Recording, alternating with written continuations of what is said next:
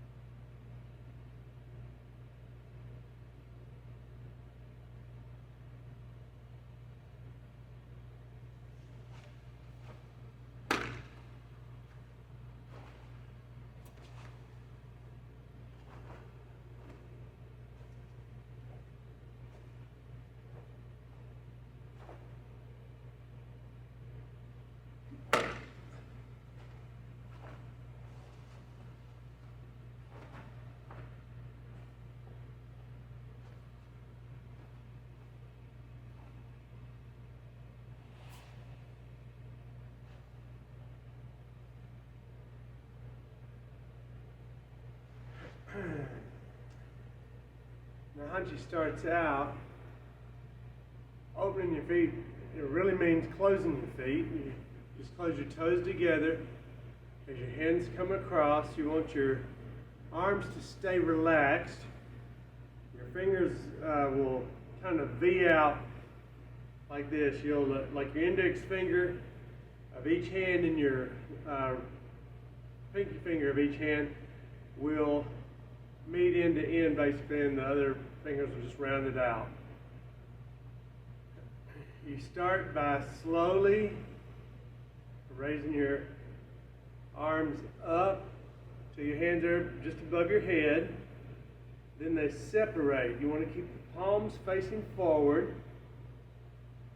As you go around, you go until your hands touch. The ring and little fingers will touch each other on the sides. Then you bend at the elbow, folding your hands up.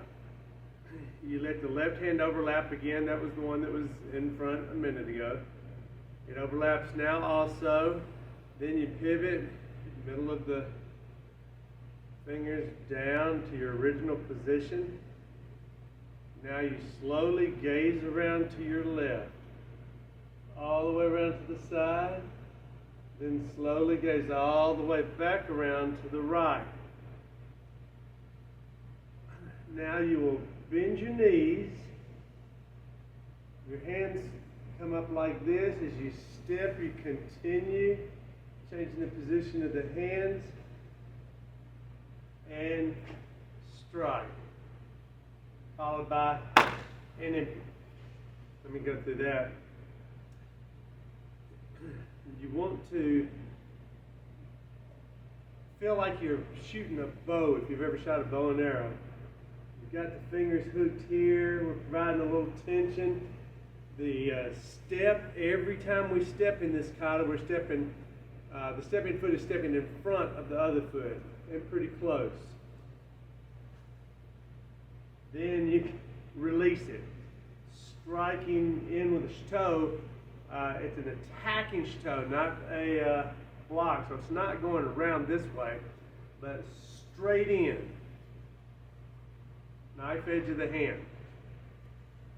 Every move of this kata is done from Naihanchi Dachi. So as I step over, that's what I'm going to be in. Naihanchi is Shiko Dachi-ish like, except the heels are actually turned out in this. So if you're standing in Hisoku Dachi with feet all the way together, heels and toes, you go to Masuba, you straighten them out on the balls of the feet, in Naihanchi, then you put the toes back out for Hachiji, then put roll the heels outward so that the toes are now pointed in. That's going to be your Naihanchi. Okay? It's a relaxed stance. Your knees are bent, relaxed.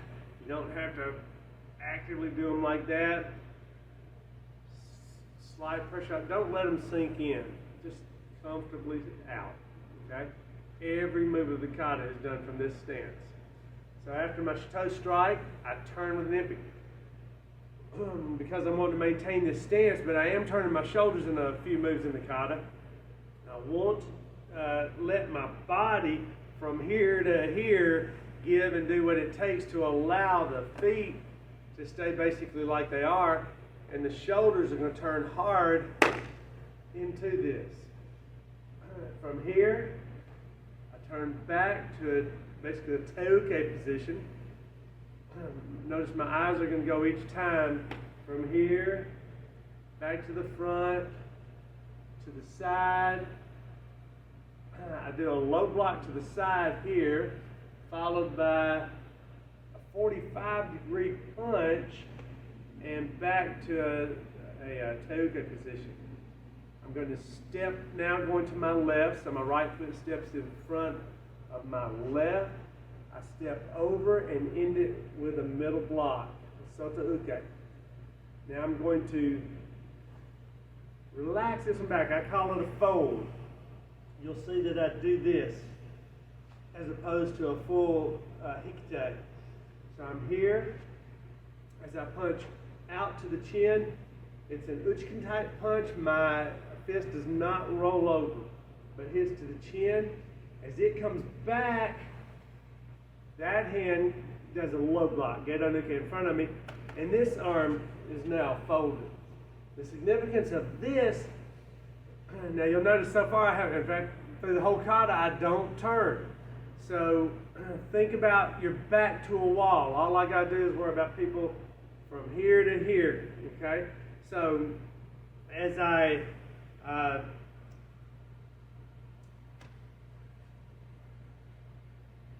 do this.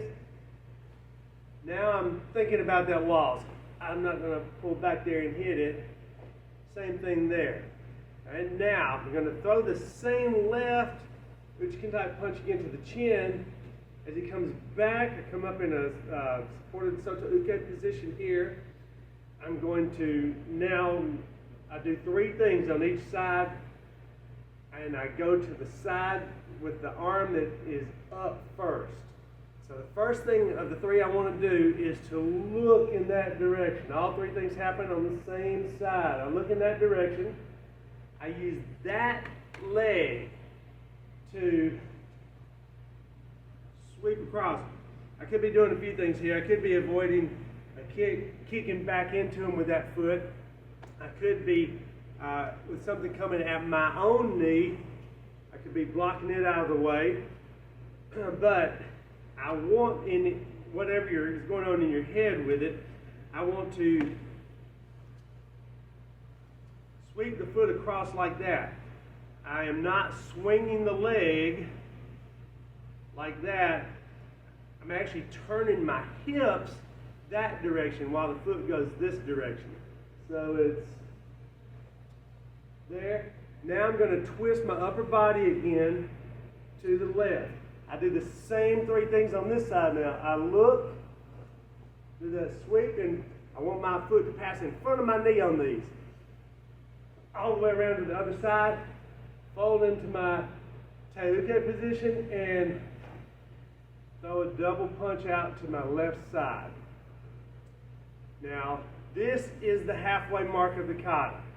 This kata is unique in that it's going to do exactly the same thing as it did in the first half, just everything's going to be mirror image going back that direction.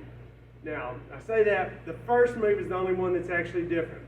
So where I was stepping over, striking there, I'm now pulling this back to my belt, turning it over. This arm relaxed back a little bit, keeping my palm up. Now that takes the place of that other first move. Now everything's going to be the same. Impi, teuke, low block, 45 and back. I'm going to step, step, block, chin low, chin up. I'm going to look toward the hand that's up first. All three things happen toward the hand that's up first. Look, leg, twist. Look, leg, twist. teuke, double out. I recover by pulling my right foot back to my left. My hands come back to their original position. Nore is just separating my toes and my hands. Ray bow. Naihanchi.